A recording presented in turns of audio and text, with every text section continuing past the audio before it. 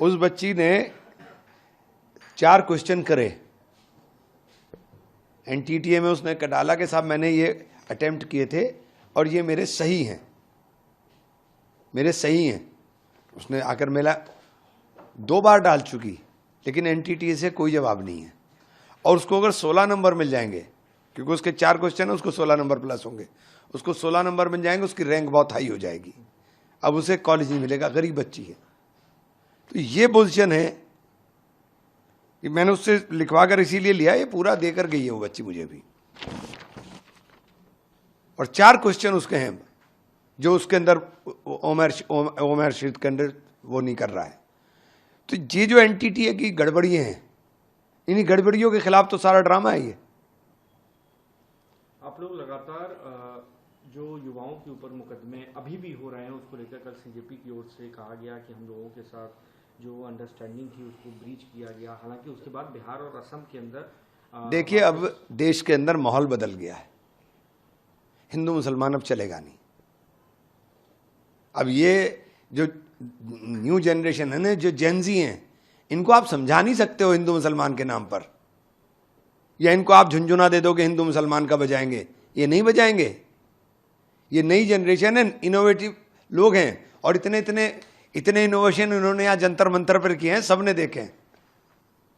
कंगना रनौत मशहूर अदाकारा हैं, हालांकि वो सीजेपी की एक जो वीडियो वायरल हुआ उस पर उन्होंने एक सोशल मीडिया पर कमेंट किया।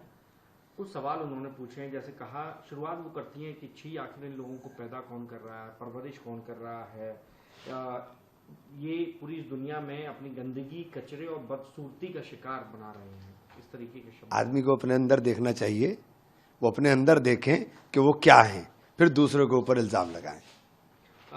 इस बीच ये भी जानकारी है कि पुलिस लगातार जो लोग प्रोटेस्ट में शामिल हुए सूट नहीं कर रही है। करीबन 980 के अराउंड ऐसे लोग वहां मिले हैं जिनके ऊपर मर्डर, रेप के मामले हैं। आप कैसे देखते हैं लगातार, क्योंकि पुलिस, आपको लगता है कि ये बदनाम करना चाहते हैं, पूरे मूवमेंट को बदनाम करना चाहते हैं, देश के युवाओं को, ये इसके अलावा कुछ भी नहीं है। और अब ये शुरू हुआ है। ये एनटीटीए की एक छोटी सी चीज दिखाई मैंने आपको, गरीब बच्ची अभी गई है मेरे पास से, मैंने कहा बेटा लिख के दे दो मुझे, देखता हूं क्या कर सकते हैं। AK-47 का मुद्दा कल आपने पार्लियामेंट में उठाया, पूरी कांग्रेस पार्टी उठाती रही। अब सिवान के डीएम कह रहे हैं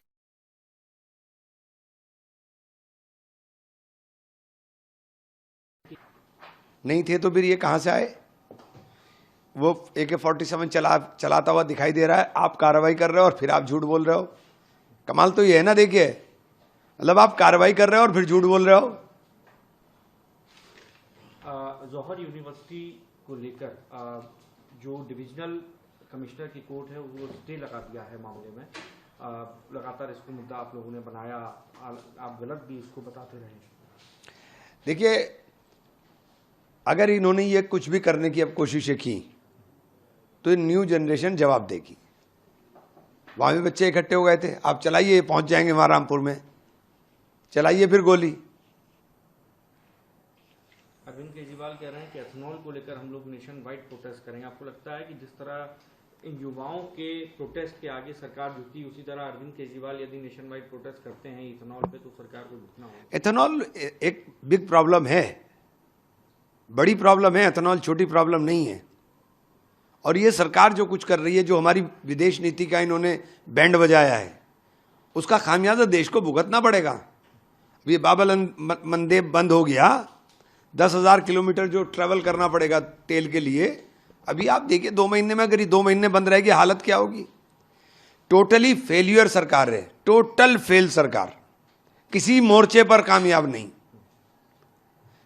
जब ये विदाई होगी ना, तो जितनी धूम धड़ाके से आए थे उसी धूम धड़ाके से इनकी विदाई भी तय है।